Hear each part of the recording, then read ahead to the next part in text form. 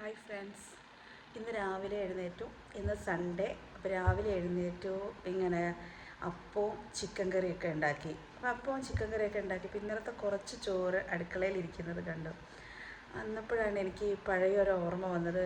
അതായത് ഞാൻ ഈ തലേന്നത്തെ ചോറ് തൈരും പറയുമ്പോൾ തന്നെ വായിൽ വെള്ളം വരുന്നത്, കാന്താരി മുളകും ചെറിയ ഉള്ളി ഉപ്പും കൂടെ ഉടച്ച് കഴിച്ചത് ഞാൻ എൻ്റെ ഒരു സ്കൂളിൽ പഠിക്കുന്ന കാലഘട്ടത്തിൽ. അതെന്തെന്ന് വെച്ചാൽ നമ്മളെല്ലാവരും നമ്മുടെ വീട് നമ്മൾ ഒരു ആഴ്ചയിലൊക്കെ നമ്മൾ ഫുൾ ക്ലീൻ ചെയ്യുമല്ലോ.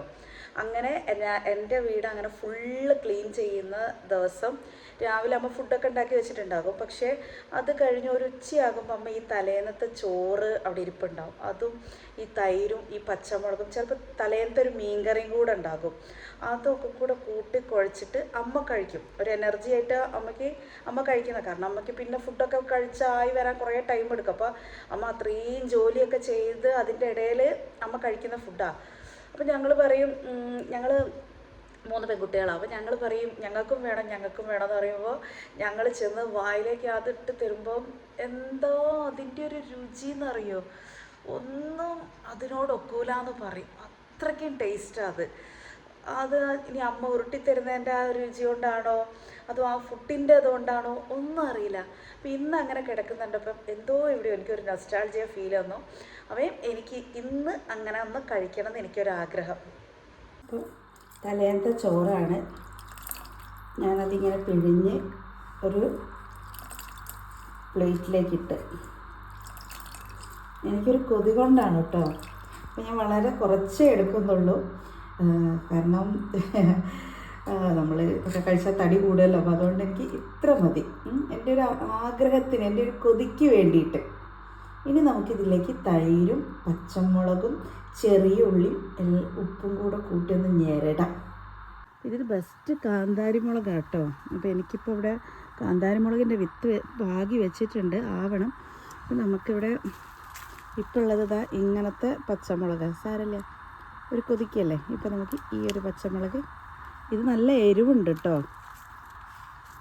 ഇത് പച്ചമുളക് വെച്ചു. അല്ല, വീട്ടിലുണ്ടാക്കുന്ന തൈരൊക്കെ ആണെങ്കിൽ അടിപൊളിയായിരിക്കും. നമ്മൾ പക്ഷേ ഇപ്പം മിൽമാപ്പാലിനെ ആശ്രയിക്കുന്നു.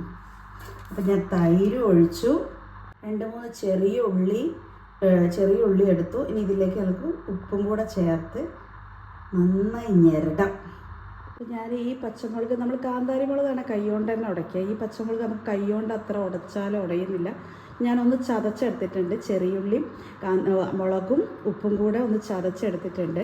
ഇനി നമുക്കിതെല്ലാം കൂടി ഒന്ന് മിക്സ് ചെയ്യാം.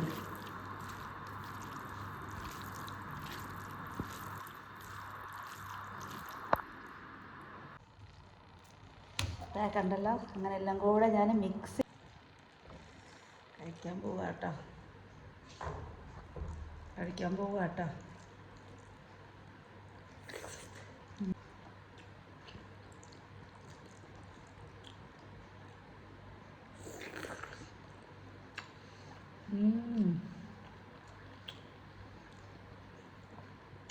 എന്തൊരു രുചിയാ!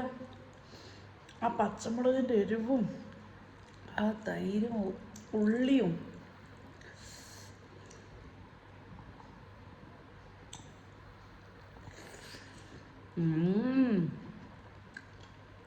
അടിപൊളിയാട്ടോ, പറയാതിരിക്കാൻ വയ്യ. വേണ്ടാലോ, അടിപൊളിയാട്ടോ, പറയാതിരിക്കാൻ വയ്യ. പച്ചമുളകിൻ്റെ രുചിയും അതൊക്കെ കൂടെ ചേർന്ന് അടിപൊളിയാണ്. ഇതാ നോക്കട്ടോ, ഒന്നുകൂടെ നോക്കി നോക്കട്ടോ.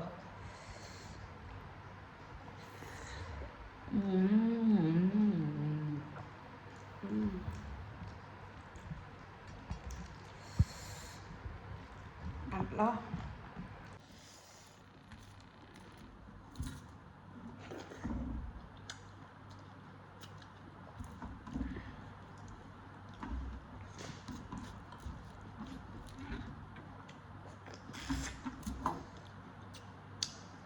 സൂപ്പർ.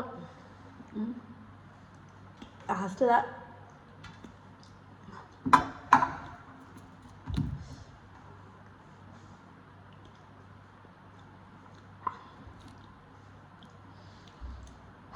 തൃപ്തിയായി. എനിക്ക് ഇഷ്ടപ്പെട്ടു.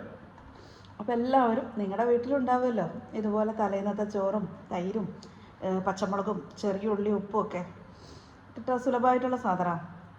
എല്ലാവരും ഒന്ന് വല്ലപ്പോഴൊക്കെ ഒന്ന് ട്രൈ ചെയ്ത് നോക്കുക. ആ നൊസ്റ്റാൾജിക് ഫീലൊക്കെ ഒന്ന് ഓർത്തെടുക്കുക. ഓ പൊളിച്ച് മക്കളെ.